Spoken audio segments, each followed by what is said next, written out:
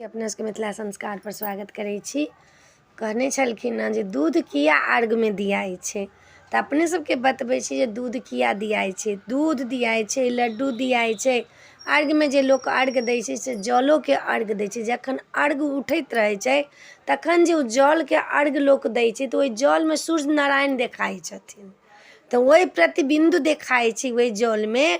वही प्रतिबिंदु के एतेक महत्व छै जे अपने सबके हम की बताउ। दूध जेना दै छियै तऽ दूधो में हुनकर जे छनि सूर्य भगवान के से आकार देखाई छनि। आ हुनकर जे आइ के दिन होइ छै छठि पूजा के दिन से सूर्य देवता के स्पेशल दिन होइ छै। जेना नहीं कहै छी कोनो चीज के स्पेशल दिन छै, तहिना सूर्य के स्पेशल दिन छनि। ओहि दिन जे छठि होइ छनि, भोरका अर्घ जे होइ छनि, सँझुका अर्घ छठी मैया के स्पेशल छनि, कात्यायनी माता के। आ भोरका अर्घ जे छै से सूर्य देवता के जे स्पेशल छनि। एहि व्रत के लेल सूर्य देवता खुद केने छथिन, जे छथिन हुनकर पत्नी से खुद केने छथिन ई व्रत। इंद्राणी ई व्रत केने छथिन। ई साधारण व्रत नहीं छै। एहि व्रत के लेल देवता लोकनि ललायित छथिन। तऽ दूध के जे अर्घ दै छी से अहाँ सौभाग्य मानू जे हम दूध के अर्घ दै छी। ओहि में सूर्य देवता के अहाँ दूध से नहबै छी, ताहि ला लोक दूध के अर्घ दै छै। जल के जे अर्घ दै छनि से सूर्य के प्रतिबिंब देखाई छी ओहि जल में, तऽ अर्घ दै छै। तऽ अहाँ के वो नहाबऽ के हुनका डायरेक्ट सूर्य के जे जल पड़तनि से जे दिन छठि दिन अर्घ अहाँ देबै तऽ डायरेक्ट हुनका जे छनि से पड़तनि सूर्य भगवान के। ताहि ला लोक दूध के अर्घ दैया, जल के अर्घ दैया, लड्डू लोक चढ़ाबैया कि साक्षात सूर्य नारायण रहै छथिन सब डाली पर बैसल, तऽ हुनका भोग लगै छनि। अर्घ जे दूध के अर्घ जे दै छै से अपने दूध से नहबै छियनि सूर्य भगवान के, जल से नहबै छियनि सूर्य भगवान के। अपने जे फूल चढ़बै छियनि तऽ सूर्य भगवान के डायरेक्टे पड़ै छनि, ओते ऊपर तऽ नहीं पड़त। छठि में लोक दै छै जे हुनका डायरेक्ट पड़ै छनि फूल, दूध, लड्डू सब जे लोक दै छै। अर्घ देबऽ काल में घुमि घुमि कऽ अर्घ अहाँ देब। अर्घ उठा लेब तखन घूमब आ घुमि कऽ तखन अर्घ देब। आ जतेक लोक रहत तिनका सबके ओहि पर जल के अर्घ सबेर में देबऽ देबनि। सब लोटा में नहा नहा के जेथिन घर के लोक सब, आ सब ओहि में जल के अर्घ ओहि पर कात में जे पकवान नहीं भीजे कात में दियाई छै। सब के अपना सबके ओहिना हिंदू के जे पर्व छै से ओहिना नहीं छै। ओहिमे सब में अर्थ लागल छै, बिना अर्थक किछु नहीं छै, सब में अर्थ लागल छै। औंकरी धराइया केराव के, तऽ भगवान के काया से निकलल छथिन केराव, ताहि लऽ कऽ औंकरी धराइया। गम्हरी के चाउर के जे खीर बनैया तऽ भगवान हुनका वरदान देने छथिन गम्हरी के चाउर लाल होय। तऽ गम्हरी कहलखिन जे हमर चाउर लाल होय, हमर भात के खेतै।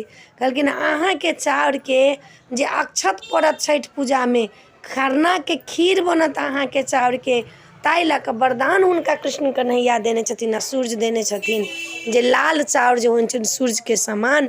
उगऽ के टाइम में जे लाल रहै छथिन सूर्य, तऽ सूर्य देवता हुनका वरदान देने छथिन जे हमर जे पूजा हैत कातिक में ताहि में अहाँ के खीर बनत एकर से पूजा हैत।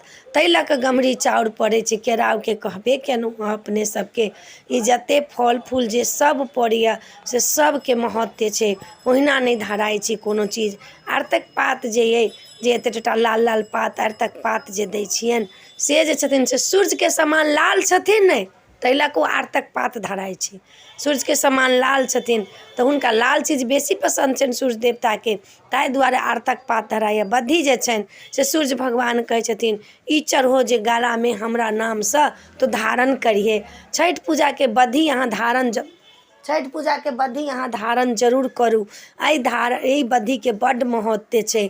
ओहिना बद्धी नहीं धराइ छै। लाल बद्धी जे धराइया से सूर्य नारायण के लाल छनि, ताहि लऽ कऽ लाल रंग के बद्धी धराइया।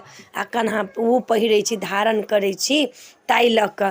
तऽ अपने सबके हम एक एक चीज के बारे में अपने सब पूछू आ अपने सबके हम बताब जे ई चीज कथी ला धराइ छै। दही लोक सेहो सबेर में लोक जाइए दही पौर कऽ लऽ कऽ चढ़ावऽ ला। कथी ला? तऽ चंद्रमा के दही छै, चनाई के दही होइ छै, तऽ ताहि दुआरे लोक दहियो चढ़ाबैया सूर्य देवता के नाम से। तो चंद्रमा के भोग लगे छनि दही, ताहि दुआरे दही चढ़ैया।